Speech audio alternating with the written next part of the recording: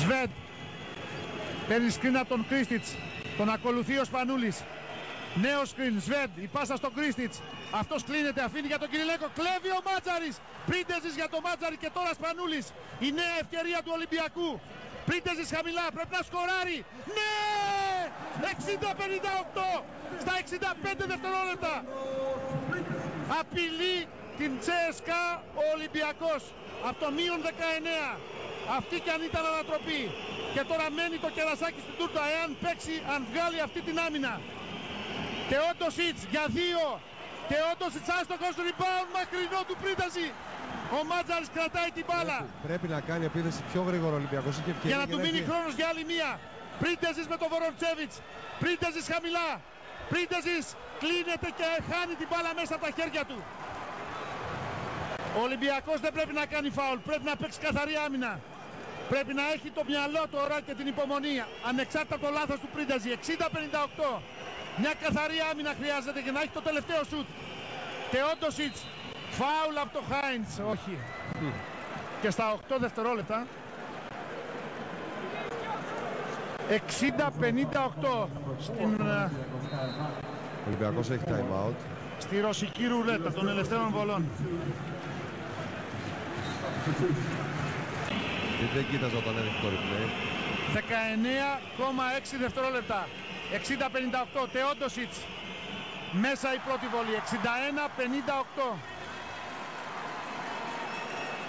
Υπάρχει χρόνος. 19,6 δευτερόλεπτα. Εάν βάλει τη δεύτερη βολή έχει μαξιλαράκι ασφαλείας στη CSKA.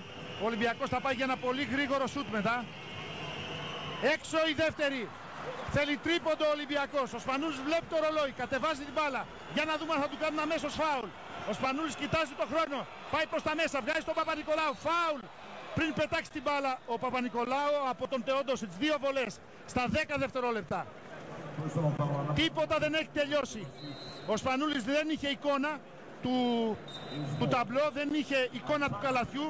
Δεν είχε πρόσωπο στο καλάθι και δεν μπόρεσε να απειλήσει με σουτ 3 πόντων και προτίμησε την πάσα από το πλάι. Μα και τον περιμένει και ο προσωπικός του αντίπαλος. Βρέθηκε σε πολύ δύσκολη θέση τώρα. Τα λέω όλα αυτά γιατί ήθελε τρίποντο για να ισοφαρίσει ο Ολυμπιακός. Αλλά ήταν και υποψιασμένη η άμυνα της CSKA, ήταν πολύ κοντά του και γι' αυτό πήγε στη διείσδυση. Πάντως ο χρόνος είναι αρκετός. Μια πάσα. Περιμένω από την Αθήνα να μου πούν αν έχουμε διαφημίσεις. Η πιο μεγάλη ώρα για τον Ολυμπιακό της νέας εποχής έφτασε. Η ομάδα του Πειραιά αναζήτησε και νωρίτερα, είχε ευκαιρίες στην απόλυτη υπέρβαση κόντρα στο μεγάλο φαβορί, την CSKA. Ό,τι και να πει κανένας για αυτό τον Ολυμπιακό, Γιώργο Λιμιάτη, είναι πολύ λίγο. Εντάξει, όποια και να είναι η κατάληξη, νομίζω ότι ο Ολυμπιακός έκανε τέτοια προσπάθεια από το μείον 19 απέναντι σε μια ομάδα με εμπειρία, με παραστάσεις, με ποιότητα.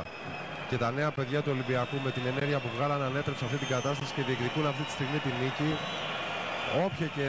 Όπως και να χάσει ο Ολυμπιακός, είναι respect σε αυτό που κάνανε. Σε απόλυτος σεβασμός για μια ομαδάρα με όλα τα γράμματα κεφαλαία. 61-60, 10 δευτερόλεπτα ακόμη από το τέλος μιας ηρωικής προσπάθειας του Ολυμπιακού να σηκώσει το Άγιο Δισκοπότηρο της Ζούμε μοναδικές στιγμές στην Κωνσταντινούπολη. Αν νικήσει απόψε ο Ολυμπιακός, δεν θα γραφτεί απλώς ο ιδανικός επίλογος μιας πολύ ωραίας μπασκετικής ιστορίας, αλλά θα μιλήσουμε για την ομάδα θαύμα, το αριστούργημα του Ιβκοβιτς, που ήρθε από το πουθενά για να κερδίσει τους πάντες και τα πάντα.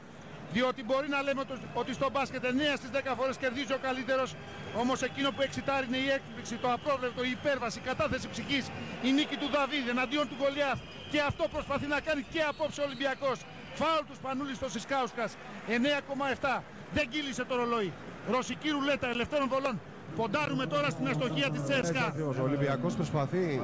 Η πρώτη απόπειρα είναι αν μπορέσει να κλέψει την μπάλα. Από εκεί και πέρα, μόλις μπει η μπάλα μέσα, πρέπει να κάνει φάουλ και να περιμένει την αστοχία των παιχτών της CSKA. Και από εκεί και πέρα να πάει σε μια γρήγορη επίθεση. Μοναδικές στιγμές στην Κωνσταντινούπολη. 4.000 και πλέον Ολυμπιακοί. Έχουν γίνει μια γροθιά με τους παίκτες και το τεχνικό team. Απίστευτη επικοινωνία μεταξύ Κερκίδας και Παρκέ. Γυρίζει ο Παπα-Νικολάου, γυρίζει ο Σπανούλης. Τους λένε να συνεχίσουν να φωνάζουν με όλη τη δύναμη της φωνής τους. Αστός και στις δύο βολές ο Σισκάουσκας. 61-60. Πάμε για το τελευταίο σουτ. Ο Σπανούλης με την μπάλα στα χέρια. Σπανούλης στη διείσδυση. Πρίντεζης με το ένα χέρι.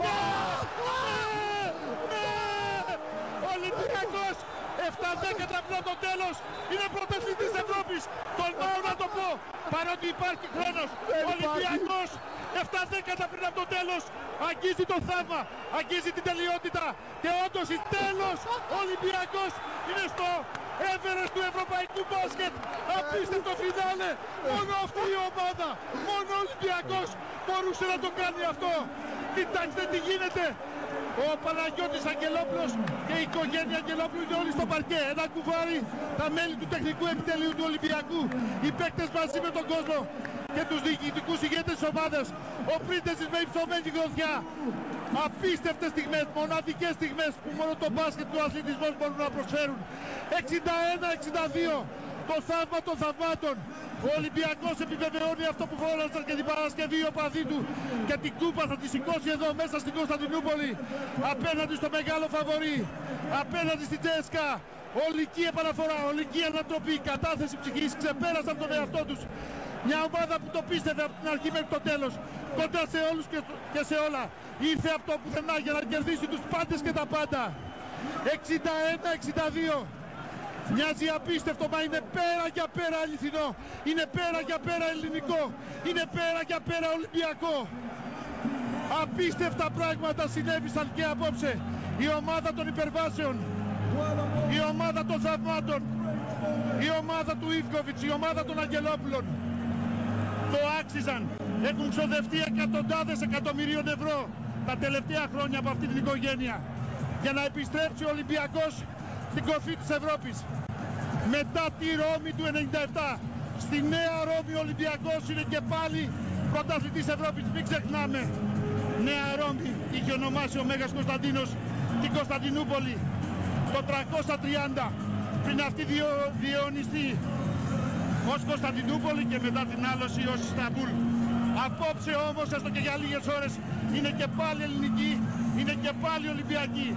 Ο Ολυμπιακός πανηγυρίζει μέσα στην πόλη την κατάκτηση του δεύτερου ευρωπαϊκού του τροπαίου. Και αφημίσεις και ερχόμαστε πίσω για την αποφόρηση. Το Πάμε Στοίχημα σε ταξιδεύει στο Euro 2012. Παίξε Πάμε Στοίχημα, μπες στις εβδομαδιαίες κληρώσεις